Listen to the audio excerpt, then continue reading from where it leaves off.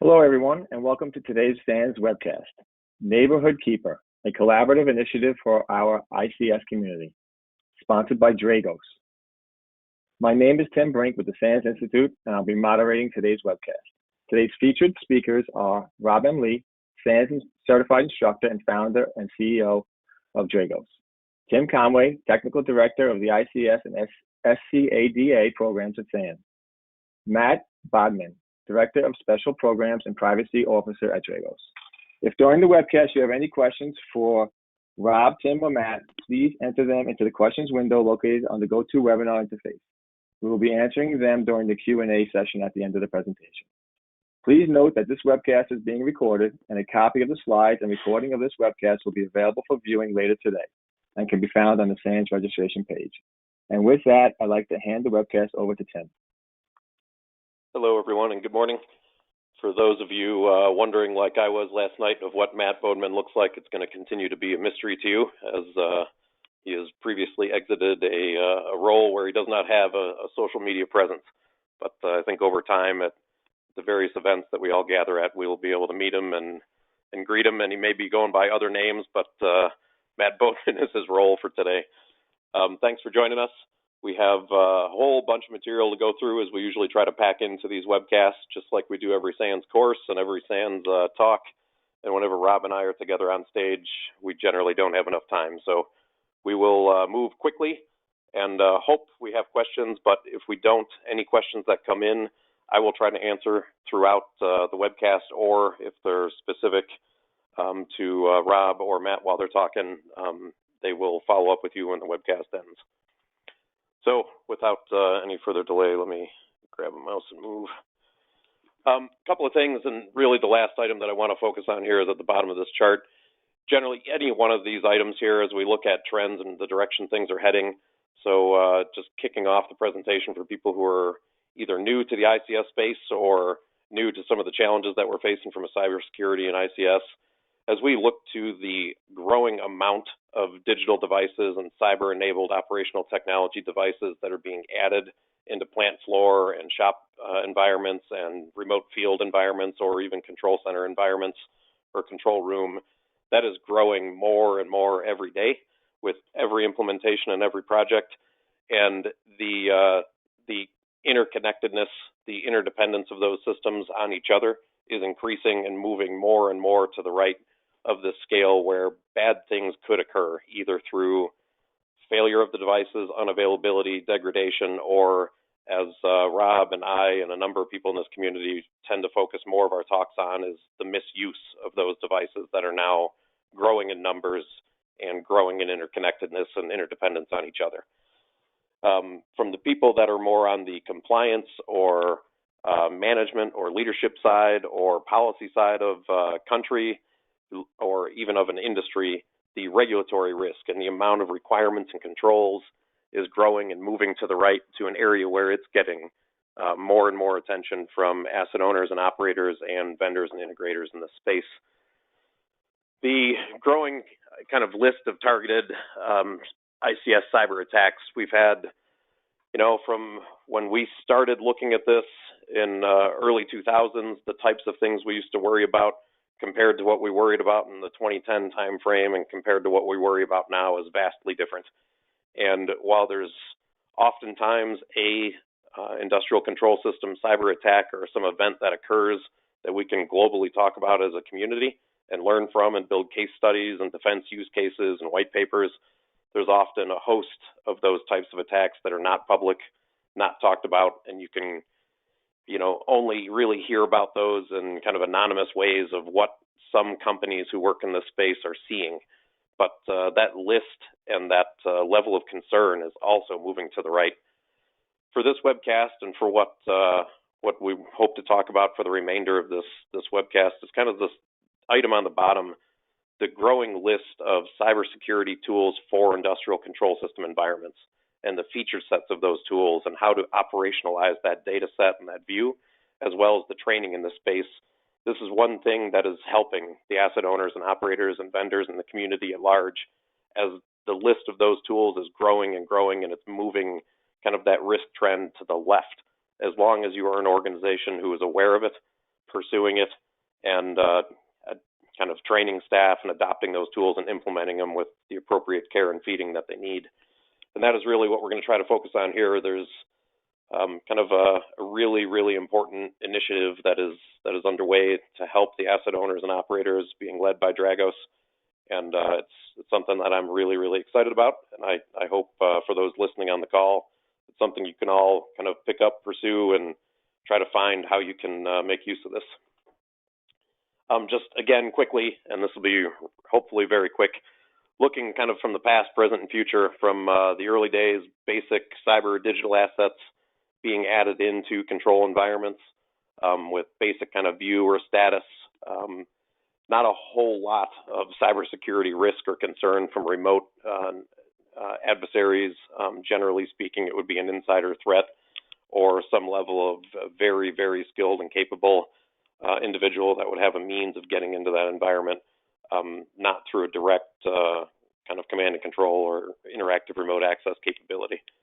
As time moved on, and we started looking into optimizing some of those systems, and we started interconnecting, and we started making them a little bit more interdependent.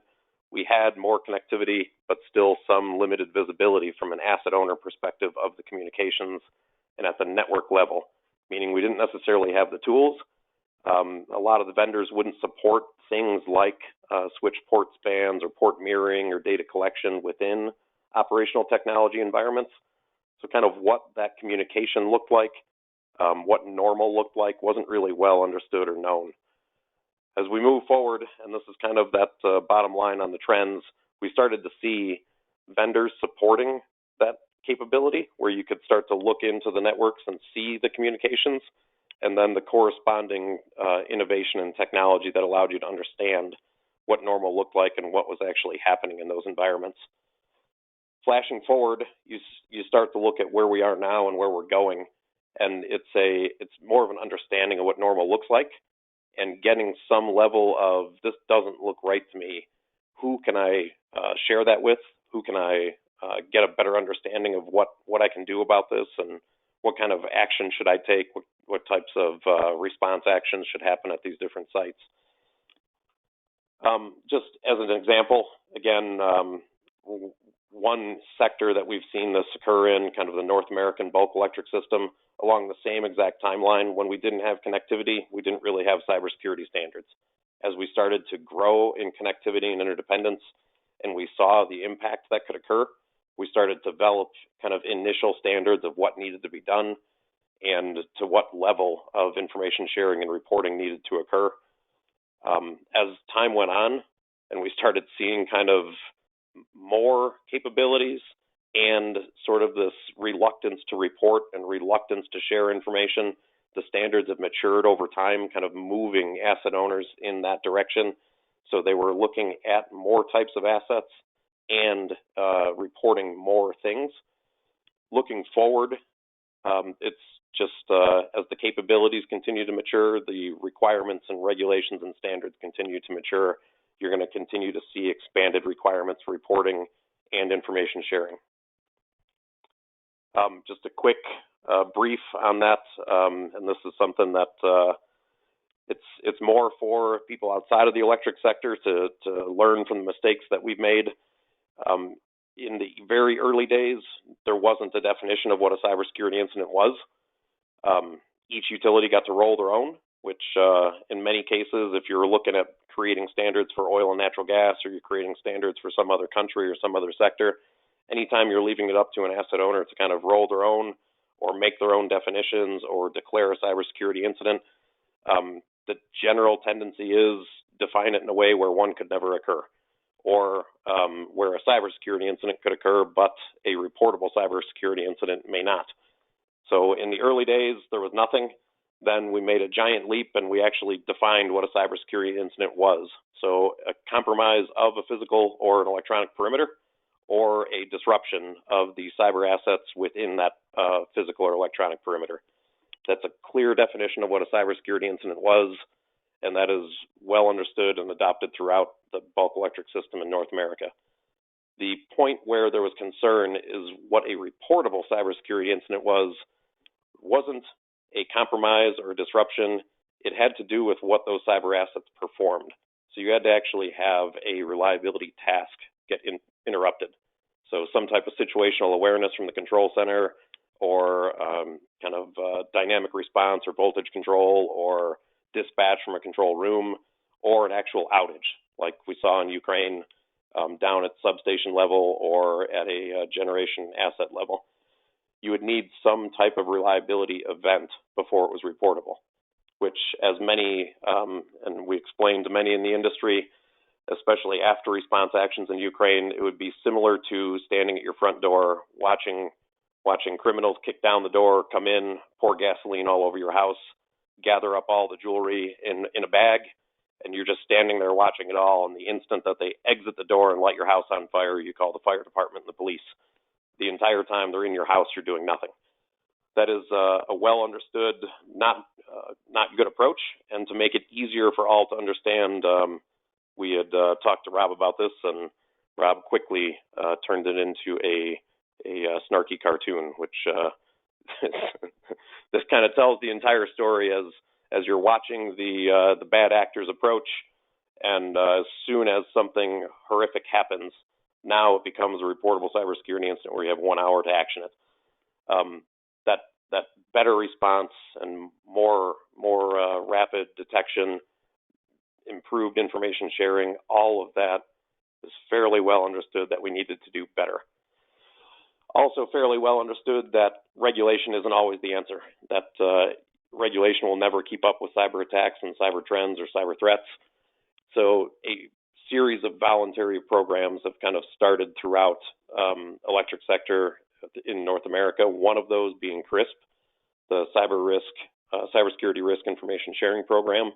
Again, completely voluntary, largely driven by a dozen bulk electric system, large asset owners and operators, really designed to kind of place a passive information sharing device at the internet-facing point of those asset owners, and then collecting data, sharing that back to the national lab infrastructure through Pacific Northwest National Labs, having them review, look for any type of coordinated event, look for any type of common indicators across those different information sharing devices, and then sharing that information out through the EISAC, the Electricity Information Sharing and Analysis Center, where all bulk electric system asset owners and operators have view and visibility to that data. Over time, this is something that started off as a not driven by regulation, voluntary program. It's fantastic. It's occurring kind of at this perimeter device. How great it would be to get down into those environments further, down closer to where the operational assets are. Generally speaking, if we're talking about the types of attacks that people like Rob would care about, people like myself would care about, we're not necessarily super interested in all the noise and all the activity and chatter that's happening at the internet-facing side, but we would be very, very interested in what's happening at the operational technology perimeter, or even better, within the OT space and segment. So that's kind of the next great hurdle, is getting data view down in that operational perimeter, or even better within those operational environments. As we look to kind of the gap that we see, the voluntary programs try to fill it, but also regulation tries to catch up and bridge those gaps. The waiting until there's an actual compromise that has an effect, that is something that FERC, the Federal Energy Regulatory Commission, has decided that is not acceptable. So they are accelerating the reporting requirements, accelerating the reporting timelines, and modifying and including multiple parties that you must report to, along with some reporting details. So you're seeing this kind of parallel approach of, we're going to try to adjust this and fix it on the regulation side, and we're going to fix it with more and more voluntary programs that are acceptable and kind of accessible to more electric utilities than just the biggest 12 or biggest 20 asset owners and operators that choose to volunteer. As we talked about, how do we get more and more of the utilities involved? And saying there's 10 or 12 or 15 involved is awesome, but looking at the thousands that exist in North America, and then looking across the countries that are allies and the hundreds of other utilities that would like to share data, would like to share information, would like to get down closer and closer to the operational technology environments. And this whole concept of more of the same way the electric standards and voluntary programs started, with NERC first being a council after a couple of large North American blackouts that occurred out east.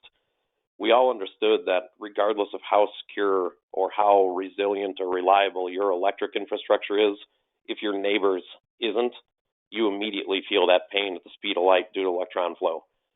So if they have an outage, you feel that in your system. And as we've cyber-enabled things, we start to understand the same thing. If your neighbor and your intertie utility and who you rely on starts to have cybersecurity-related operational impacts, that could absolutely impact you regardless of your cybersecurity posture. And it's this whole concept of how the electric utilities work, how they operate on this interdependent critical infrastructure, and similar to where your home is, kind of your neighborhood watch. That from a neighborhood watch perspective, each person doing their part to immediately report suspicious activities. And the second side of this is the trust of being willing to share that information. To the degree that that can happen more at a machine level, more at a asset to asset, as things are happening, it's being viewed, and it's being viewed by people that this is what they do, versus at a smaller municipality or a co-op that they may not have anyone that could staff, sit and look at these alerts and these things that are coming up routinely and distinguishing between good and bad. But they may very well have someone that could, if they were told this is not good, you should go do something about it, they could action it. Far more common that they have somebody who could action it than they have staffs of people sitting around that could actually look and identify. From that kind of discussion and hearing about what Rob and Matt are going to talk about and kind of this project that Dragos has led, it's truly kind of an innovation, and it's looking to fill this gap between gathering data sets from participating utilities, getting down further and further into that operational level, working with partners like Department of Energy and specifically Idaho National Labs, and sharing that information back out to the Electricity Information Sharing and Analysis Center. So again, just like with CRISP, but now expanded even more down to distribution level companies and smaller to mid-sized organizations that are a feed into this data set and consuming it on the back end from the EISAC side, whether they're participating in Neighborhood Keeper or not. The CRISP data kind of overlaying it and enriching it to see if there's any commonalities from the Internet Information Sensor, plus the data set that's now internal to these organizations, being pushed out to all entities, whether they're members or not, and ultimately any other partner ISACs that are doing work with the EISAC, as they have a series of MOUs in existence with other countries and with other critical infrastructure. All in, it's where I remember a meeting with myself and Rob and Mike Asante where we talked about what a great thing it would be to have an industrial control system version of the Internet Storm Center. And this is absolutely moving down that path in a very innovative way, in a way that's affordable for all participating utilities. And it's something that I'm proud to be associated with, and I'm anxious to hear more about. So with that, I think I will turn this over to Rob. Awesome. Thanks, Tim. Yeah, so for everybody, this is Rob. What I want to do is quickly tell you a little bit about Dragos. I think obviously most of the presentation is about Neighborhood Keeper, but as our community continues to grow, I find it more relevant and more important to first introduce ourselves instead of just making the assumption that people know who we are. And to talk about Neighborhood Keeper, I'm gonna have to talk about the technology that we have. So it's less meant to be a pitch and more of just here's what the actual tech is. So from a Dragos perspective, if you haven't run across us before, essentially we were founded back in 2016. There's my ugly mug up on the screen, but also my two co-founders who don't get enough credit, John and Justin.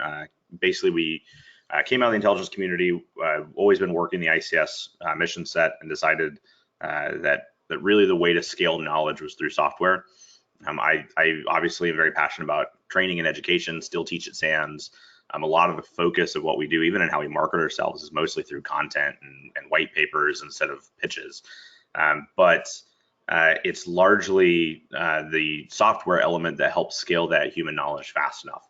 So that was kind of the vision of what we built out. Today, we're very fortunate to have over 120 employees, which is just crazy to think about. We have the largest concentration of ICS security talent in the world, and we're fortunate to have over 105 customers across 20 countries now. From a thing that makes us the most proud, and just to kind of put some stats on there of who we are, I think the thing that makes this team special, the thing that makes me the most proud about them, is they are the practitioners. You know, we can go down the list of people that we've heard from throughout the years, look to people that were speaking on topics or responding to incidents, and most of them are at Dragos now. And the other thing is, even though we have our services and intel team, which I'll mention in a second, everything ends up getting focused on that software component. So I've heard before, like, oh, you're doing services, you know, what's the balance with software? Actually, our services team is maxed at 50% billables. So we're unlike other consultancies on the services side, where they usually do 70, 80, 90% billables. And we actually keep the team at home, as it were, at least 50% of the time, to focus their lessons learned and driving it back into the tech. I think one of the biggest challenges for our community in the ICS security space is there's a tendency of companies, standards, frameworks, regulations, et cetera, to copy and paste IT security standards and IT security best practices, just copy and paste that into the industrial environments. So really what we're trying to do is centralize knowledge, develop unique ICS security expertise, and transfer that back into our software so that our customers can take advantage of it. As a company, we really do three things. We have the Dragos Platform, which I'll mention, and like I said, it's core to understand for Keeper. That technology I'll go through in a second. It's the heart of our ecosystem. It's the focus of our company. We also have something called Dragos Worldview, which is our intelligence offering. So we have an intel team that goes out and tries to understand the unique tradecraft and MO of the threats, instead of just focusing on indicators, looking more of their TTPs and understanding how they're doing these actions. And weekly, I think there's 2 or 3, 4 reports a week on the latest on different ICS vulnerabilities, threats, and unique insights across that community. And then our security services that do everything from proactive services like architecture assessments and pen testing and red teaming and tabletop exercises, to actual boots on the ground incident response, and to even our 5-day class that we have for training people in our ranges and environments. So with all that being said, what's the tech? The tech is a passive network appliance, so it's a software, but think of it as a device that you deploy into your industrial networks and passively maps out the environment. The way that we kind of differentiate as a company, besides having the services and intel work, is there's really 3 modules to our technology. The first is that asset identification and anomaly detection module. That's essentially what is big in the market right now across a number of different vendors. We will all argue about who's best and who does better and who has more protocols. But for us, it's table stakes. It's important. It's really, really vital. But it really is just the challenge of today to be able to identify and visualize your environment and notice changes. The tomorrow challenge that we see most people running into is once they deploy out a technology and they start getting anomalies and random things that are occurring, they really want to know what actually matters. And instead of getting 10, 20, 30,000 false positives a day of anomalies you got to run down, they want to understand which 3 they actually should care about. That's where our threat analytics come in play. So it's our intel team making analytics of what adversary tradecraft actually looks like and why you should care and what the adversaries are actually trying to accomplish. So that's our intel driven kind of approach. And then on top of that, we have our investigation playbooks, which think of it as not only a case management system, but also a full workbench. One of the concerns that I have for products on the market is folks thinking that you can just generate anomalies and kick it to an enterprise SIEM and you'll be okay. The challenge is that SIEM analyst and that SIEM doesn't have content and correlation and understanding of what to do with that data. So yes, we can connect into your enterprise SIEM and similar, but you can natively work through the investigation. If you think about it, our intel team is pushing those analytics every couple of weeks to folks. our services team is the one that are making those playbooks. So they're step-by-step guides of how you would actually respond to and analyze those individual analytics. We don't expect there to be tens of thousands of ICS security analysts in the next couple of years. So the idea is to centralize that knowledge and then transfer it to our customers. In the deployments, and this is the exact same from a neighborhood keeper perspective, deployments, again, just think of it as, we call it a midpoint sensor, but think of it as a network appliance that hangs off of a span or tap down in the industrial environments. It doesn't matter about monitoring anything IP-based. You can collect, we can pull in different types of data sets to include syslog and data historians. We have a great integration with OSIsoft as an example. So we can, one of the things that is unique to us is we can pull in lots of different data sets to be able to give you a full picture of what's happening instead of just trying to live off packet capture, although that is very, very relevant and important. So long story short, you would have some server on site, we call it our site store, and you'd have some midpoint sensor you can deploy to different environments throughout the network. That's the bare minimum level of knowledge you need for the neighborhood keeper portion. If you want to dive into the Dragos platform discussion, feel free to hit us up. We can always go through demos and similar of that. But that's what you want to know for what builds on top of that. So this is a program that I just get really excited about. Obviously, I love my company as a whole. I believe in our technology and similar, but a lot of my time is actually spent talking and working with folks on neighborhood keeper. Matt does way more of it than I do these days, but usually when I'm up in Congress or talking to boards at different energy companies and similar, this is really what I'm talking about these days. To me, there's been a challenge in our community to date. I think we've always had just fantastic people trying to do the right thing as it comes to industrial security. Asset owners and operators they're not falling behind. This isn't, oh, ICS security is 10 years behind IT security. Really, they're just making thoughtful choices about their risk, and they just want to know what the right choices are. But the challenge is, as Tim alluded to, with kind of being interconnected to your neighbors, is that many of our community members lack resources. So even if you gave them technology or services or free assessments or whatever, the ability to action that is lacking.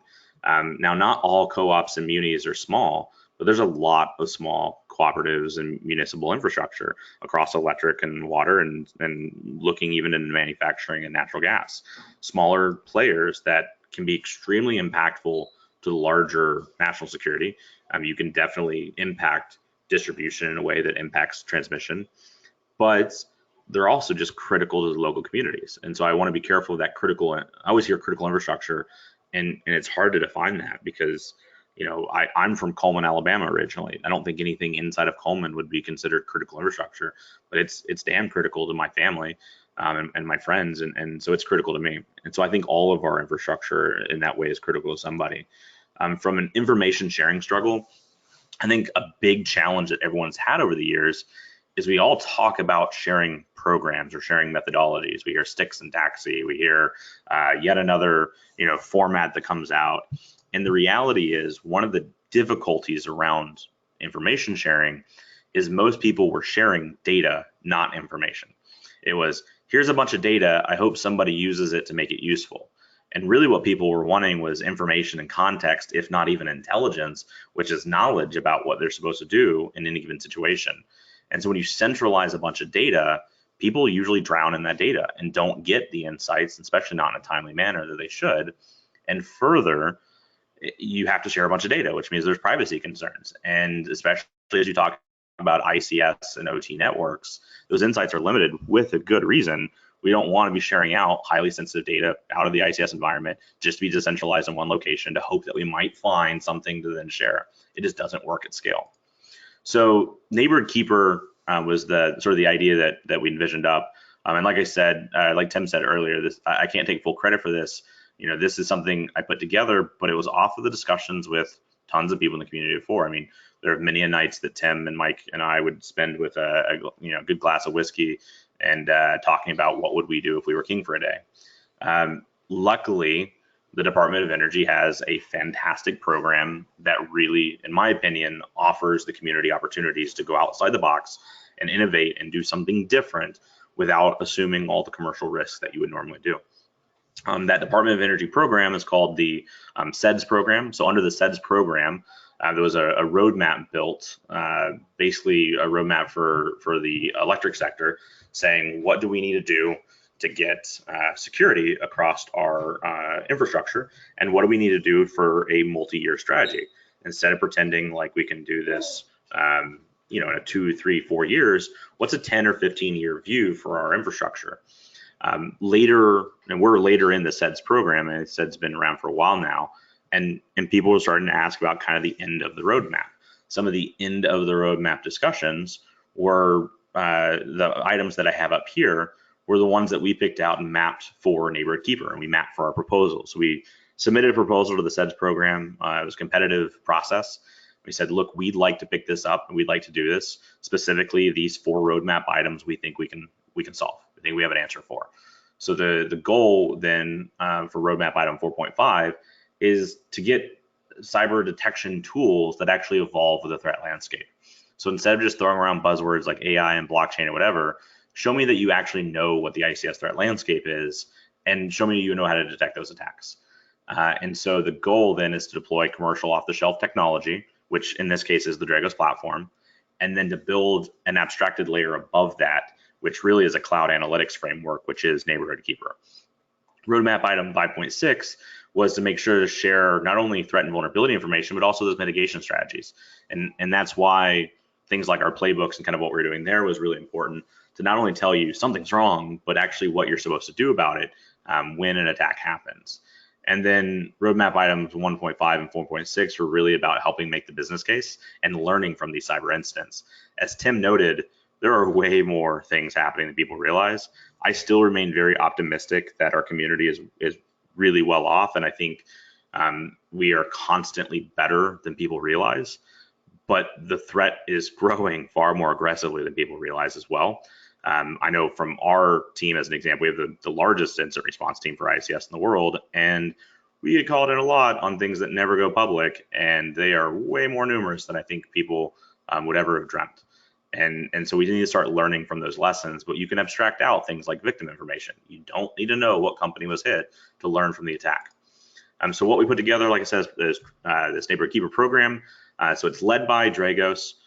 We specifically asked for members to join in the beginning for the proposal, and these are the folks that stepped up and I think showed a lot of electric sector leadership in doing so. So first and foremost, the electric ISAC said, we'll be there. Whatever you do, we want to be part of it. We believe in kind of the mission. Even though it's a DOE program overall, or kind of DOE sponsored program, the Idaho National Labs specifically said, yeah, this is something that we could definitely be a part of. The electric ISAC's goal was to help and enrich the CRIPS data set. Idaho National Labs goal was especially around Coyote. So they're both serving almost an advisory type functions of what we build to make sure it fits into that ecosystem that the community has come to build already. I'd often say that the electric sector specifically has put in a lot of plumbing. We just need to start pumping the water through it. And then Ameren, First Energy, and Southern Company, as asset owners and operators in our community, as large companies, stepped up and said, yeah, we will put our names on this. We will be part of this. Let's get this effort going. And again, a lot of leadership shown in doing that. So the program, and I'm going to walk you through in the next couple of slides to try to visualize this for you. The program is built so everybody can benefit, but it's really geared actually towards a lot of the smaller infrastructure sites. So for our Dragos platform customers, as an example, who are large investor-owned utilities or large infrastructure companies, they're still platform customers. They can just now opt in to share their insights into Neighborhood Keeper. And in doing so, they can get those insights directly back. But what we're doing is we're taking that Dragos platform COTS technology, and we're giving it away for near cost, as low as we can get, to cooperatives and municipalities, and connecting them up to the analytic framework that is Neighborhood Keeper. So getting them affordable technology, getting them insights, and getting them recommendations. And I'll walk you through kind of how it all works.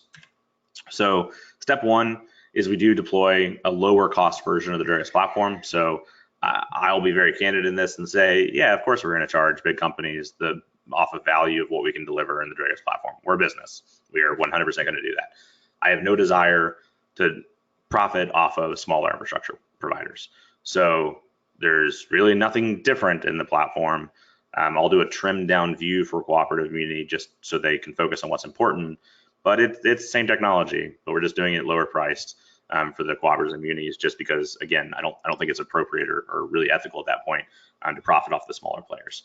So we take a low cost version of the Dragos platform, but same tech, and deploy it to cooperatives, municipalities, and basically really any small infrastructure provider. We have water and some manufacturing as well that we're doing. After that, we connect them up to the Neighborhood Keeper cloud. And that at first sounds scary.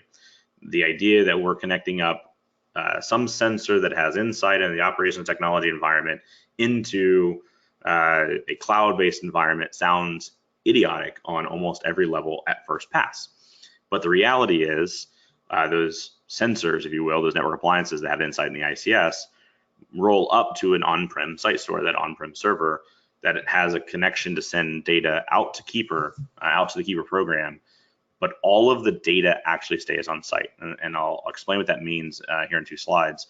But no IP addresses, no packet captures, no logs, nothing gets shares out to Neighborhood Keeper, only the output of detections that fire.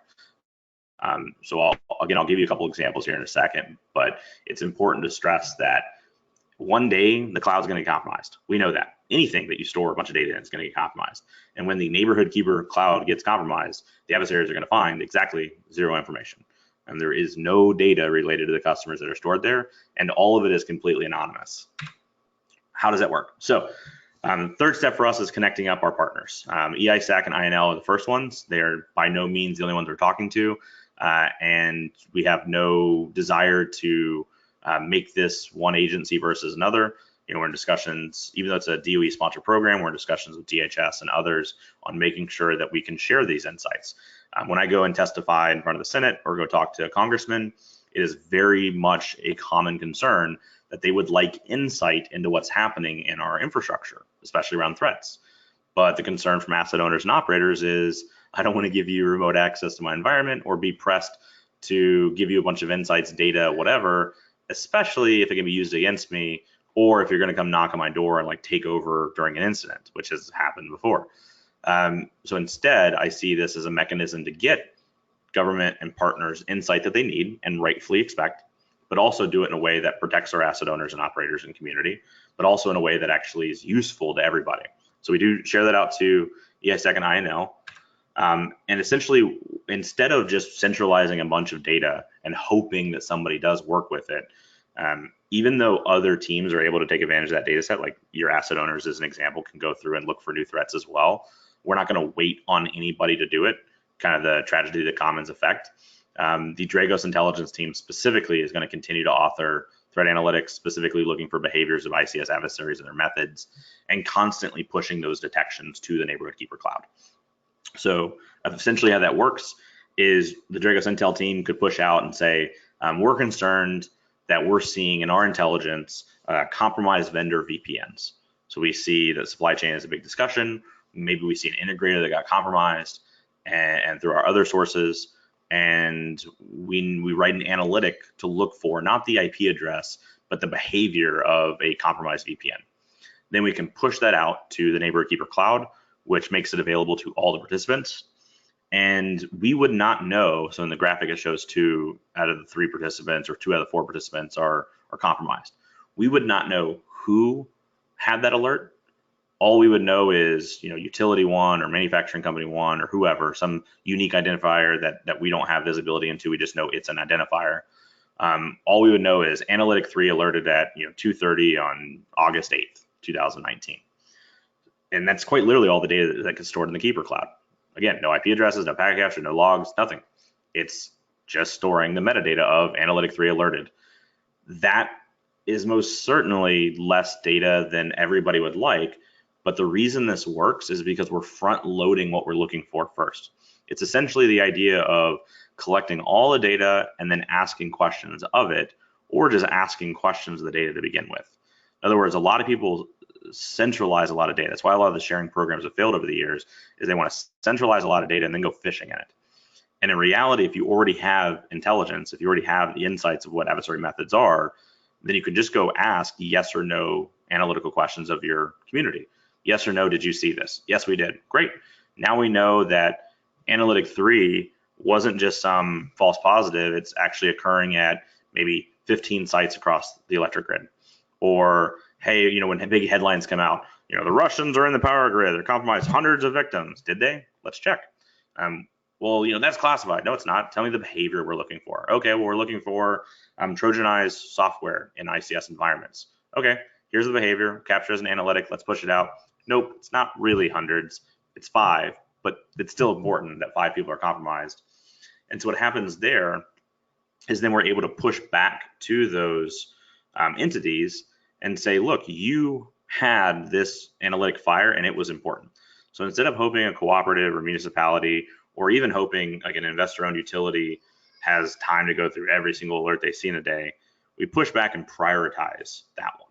And so it's really about prioritization. And so we say, look, here is the insight to the larger community. You should be on the lookout for analytic 3. If it fires right now, you should really focus on it because it's related to campaign or a trend of adversary activity we're seeing. And if you are one of the people that it already fired in, we don't know who you are, but you should reach out for help. And that's really, to me, where the concept of neighborhood keeper comes in, because what's happening with your investor-owned utilities and the larger infrastructure companies is they're signing up to be a keeper in their area. What that means is, yes, they're sharing and they're getting data and they're getting value out of it, but they're also signing up to say, if you are a smaller infrastructure provider and you need help, and you've got that notification that something bad is happening in your environment, here's our phone number, here's our contact information. And so in short, that when that alert occurs and Dragos goes, or EISAC or INL goes, that one's important, then the notification goes out to the smaller infrastructure players and says, here's your list of contact numbers. Here's the DOE, DHS, EISAC, here's Southern Company, who's whoever, here's Dragos, whatever. Pick one. It's all on you. We don't know who you are. We can't force you to do anything, but you know something's wrong, and here are options to get help. And that way, again, it makes it an opt-in program versus an opt-out program. It makes it where the data can't be abused, makes it where there's no data that get compromised in the cloud, and it also makes it where there's a common technology stack. One of the big problems about going in and doing things like incident response is you have to collect the data ahead of the incident for it to be useful. And if somebody comes in from one power company to another or one water company to another, depending on their security stack and how they got it configured and their environmental coverage and similar, you may spend 80% of the incident just trying to get a lay of the land. But in this way, there's a common technology stack that everyone's trained and aware of and knows how to use. And so we can jump right into the mix and take care of folks. So for us, essentially what's going on is this is considered a 2-year R&D grant by DOE. So they funded sort of a cost share mechanism for our development efforts into the Neighborhood Keeper Cloud. The idea was to get a low-cost version of the Dragos platform out to the small providers to be able to use. The initial proposal was it needed to be under $100,000 a year, which is not low cost. I'm glad that bar was set so that we can plow through it. Matt's going to talk about what we think it will be, which unfortunately $100,000 a year was actually really cheap in compared to some of the other national programs, but we are definitely well below that. And again, low touch point. We can't have something that's just generating alerts for people because people don't have time to go through them. So it's the ability for us to prioritize and help people figure out what they should focus on. It's also no trust. Again, no sensitive data leaves the participant site. It's only analytical outputs. None of it's personally identifiable. If you join the Neighborhood Keeper program, we know that your company is in the program because you have to sign a contract and join the program. After that, we don't know who you are inside the data set. We only know when you start and when you leave the program. From a shared insights, again, this is where the Electric ISAC, INL, and others can publish out trends and insights to the larger community. They can use it to enrich CRISP and Coyote data sets, but really the EISAC's role, in my opinion here, is to be able to publish out a non-vendor related insight of here's trends and analysis. And those should really be used to inform Congress. They should be used to inform the community, help with resourcing discussions, help tailor NIST and NERC and the other standards and frameworks and regulations to actually be focusing on what's really happening in the ICS threat landscape and not just IT. Again, enrichment of the different efforts that are ongoing, whether it's CRISP and Coyote or CAT or whatever it might be, giving those insights into those programs to help enrich them. And then, as I said, for people that are in the program, they will have the Dragos platform, obviously, whether they're a small player or a large player. and the ability to get those immediate machine speed insights, alert prioritizations, and at speed detections. It really provides that kind of ecosystem that we've always wanted, which is if one of us gets hit, everybody knows about it and everyone knows how to deal with it. And it's done finally, in my opinion, in a way that's accessible to everybody. And it's done finally in a way that we don't have to worry about compromising our data and insights and security. So for the last portion of the call, I'm going to turn it over to Matt Bodman just to give us a status update of where we are today. Matt, over to you. Great, thank you. So as an update, I just wanted to let people know that I've been traveling around the country, meeting with folks, doing various presentations, and we've received a ton of interest from municipalities, cooperatives, and investor-owned utilities. At this point, we have close to 20 utilities have expressed interest, and as you can see from the list, there's a fairly good number of existing public participants. We have others who haven't been identified publicly, but are absolutely interested in the program. We are currently finishing up a deployment with Connexus. We have 4 other kind of smaller co-ops and munis that we're working through, getting into a deployment state, and we're working to essentially do kind of like a case study with them, and then work out and how to report that to the industry. Let's see, there we go. So as we work through the development, one of the things we're absolutely working on is trying to make sure that the program costs stay low. So we're working on different ideas. When we have technology solutions, we work through them and try to figure out the ones that make sense from a cost perspective, as well as delivering the results. At this point, the numbers we're looking at are between 25 and 40,000 per year, which I think is pretty good overall. At this point, we're looking at like 3-year company programs, and we're actually working with APPA and others like EEI and Congress to try to find funding opportunities for some smaller operators that they may look at 40 and say, wow, geez, that's still a big chunk. So we've got some opportunities there that are working, and then Dragos and EEI have agreed that participants will be part of the Cyber Mutual Assistance Program, where they can leverage that program to receive assistance in the event that they have an event. So that's all I have in terms of the updates. I'm happy to turn that back. Oh, sorry. There we go. There's my picture. You spooked. I know. Start off the call with Tim saying how spooky you are, and now there you are at a podium. So I do have some upcoming events. It's not just me, but we're going to be out at the APPA Western Regional Cybersecurity Summit. I'm going to be at the Oklahoma Association of Electric Cooperatives in September, and then at the ALDC Fall IT Workshop in October, where we're going to be co-presenting with Connexus on a case study.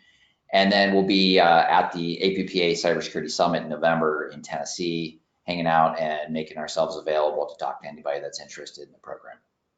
Awesome. Thanks, Matt. Yeah, and so to kind of close out before I jump into questions and then turn it back over, the program, like I said, was supposed to be like a 2-year R&D effort from DOE. We don't need the 2 years, so we're a little bit ahead of schedule. What really is occurring now is just rolling it out to more participants. The whole R&D program was only supposed to be those 3 original participants. They were kind of excited if we could add any more than that, but because the community has been so awesome, we've blown past that number. Like Matt said, we're in the process with 20 of them, but we also have I think 7 or 8 already, probably more than that now, already sharing into the program. So we've got data flowing, everything's working. Really what we owe to the industry is to start reporting out on this stuff. It's the other reason I like the fact that it was tied to a DOE grant is there is an expectation of public publishing of reporting and white papers on what's working and what's not working and just lessons learned. I think that's one of the best things about any R&D program is no matter how successful or not it is, everyone actually learned something. But we're already starting to see successes, so everyone's pretty excited. Pretty excited to continue to work with INL and the ICSec and others. And then, yeah, definitely if you're interested in signing up, hit us up if you have questions or just want to sign up directly. You can you kind of join on either one of 3 lists.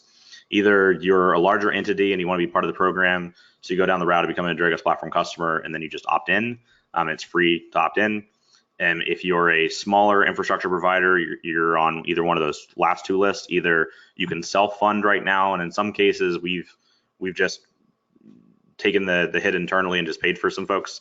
But the second list is, hey, we're really interested in this, but we would need funding from government.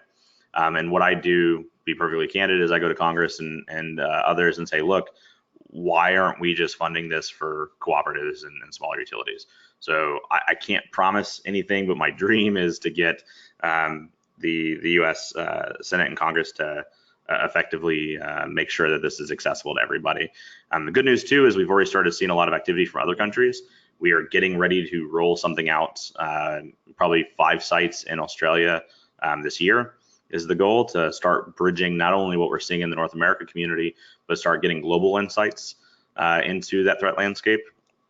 And we've been pretty excited about the people stepping up and the companies stepping up across different regions of the world that have sort of raised their hand and said, when you're ready, here we are.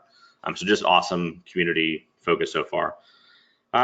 So let's see, the first question, and this one might be more for you, Tim. It says, you say that we're going to fix reporting through regulation. Why is the electric sector the only ICS vertical that is currently required to report cybersecurity incidents? Oh, I've got opinions, but Tim, you're best suited for that. Why are they the only ones required? I think so across, you have to understand sort of the history of where it came from, and I'll do this as fast as I can because I assume you have other questions waiting. Utilities understood that they could impact each other. So about 40, 50 years ago, they decided to start doing voluntary guidelines. Over time, the voluntary guidelines that were in place became more of a official, and then over time they became financially sanctionable. I don't know how many industries would create the same types of controls with the same stringency if they knew they were going to be enforceable from the beginning. Meaning we built all these things long before they were enforceable, knowing it was the right thing to do. They became enforceable and sanctionable later. Other sectors look to that, and I think they're reluctant to create those and enforce them, knowing there could be penalties.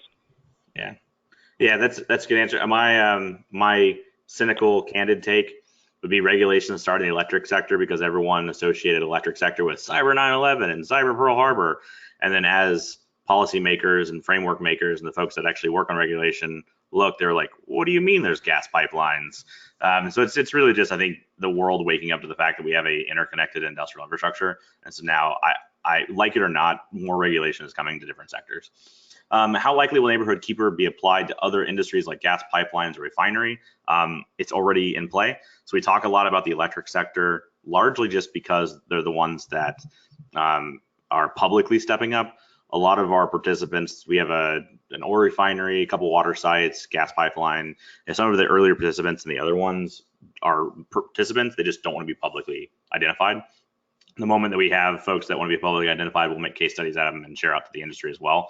But this is really for all of industrial infrastructure. It's just easier to start in electric given the nature of the community so far. Another question, what would you need to have access to the anonymized statistics, reports, et cetera? Do I need to sign paperwork or NDAs? No. So the direct day-to-day, you get the insights, the data, and to have understanding of prioritization of alerts and new analytics and similar, you've got to have the CODS technology, which is the Dragos platforms. You got to be a Dragos platform customer, whether you're a large entity or smaller entity. Again, we're largely giving away the technology to the smaller entities, but you have to have that tech. If you are talking about the statistics and the reporting off of it, not the day-to-day sort of machine speed stuff, that's going to come through at least 3 avenues. Dragos will do an annual view of it. Right now we have our year in review reports. Go to our website. Every year we publish year in review reports off like the vulnerabilities and threats and lessons learned we have. There will be a new one that's Neighborhood Keeper focused. We will keep any sensitive stuff out of there, but it'll be focused on, here's like your top 4 recommendations based on what we learned from the threat landscape over the last year. Here's things that were actually impactful for asset owners and operators to think about and look towards.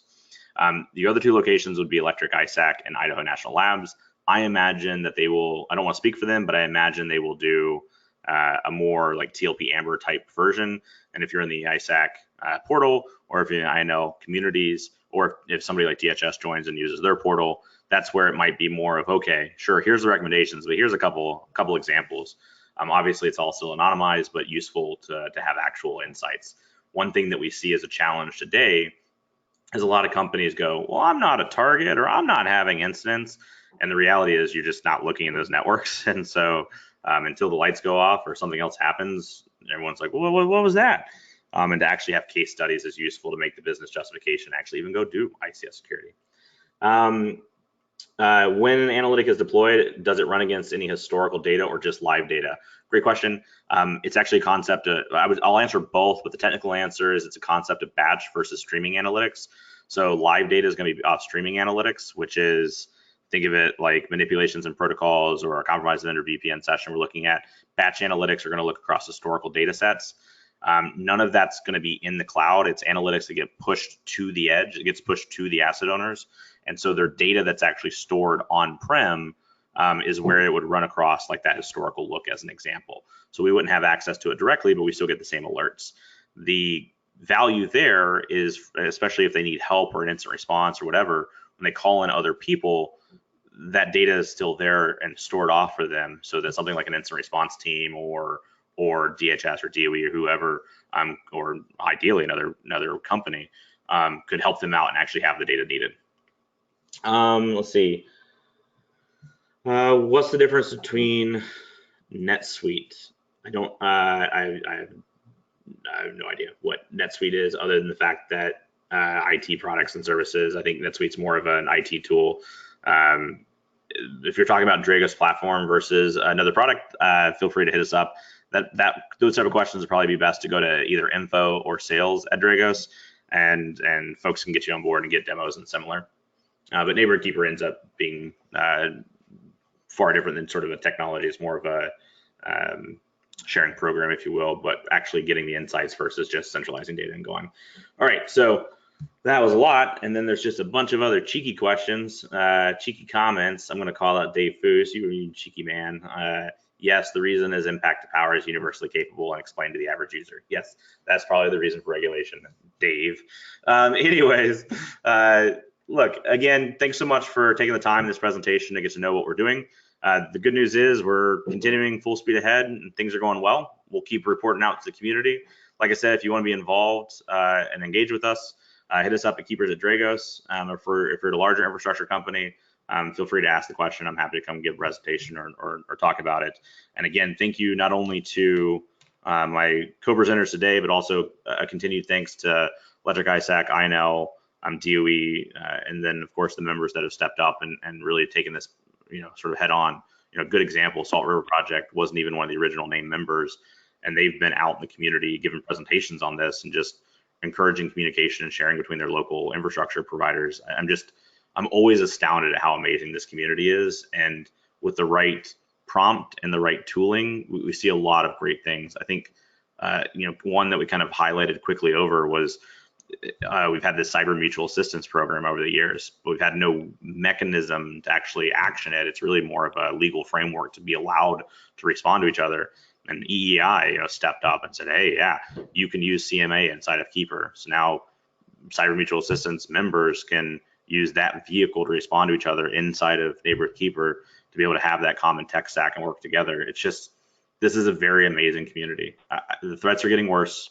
They are absolutely getting more aggressive. Tim's beginning of the presentation is right. We're seeing stuff that we really hoped to have never seen before. They're happening, but we have an awesome community and we're going to win. So thanks so much for your time. Tim, I'll turn it back over to you. I have nothing more to say. To Tim. You are tricky. That's fine. Yeah. I have nothing else to add. I'm going to shut up and we can go to the right Tim. Thanks, Tim. Thank you so much, Rob, Tim, and Matthew. Great presentation.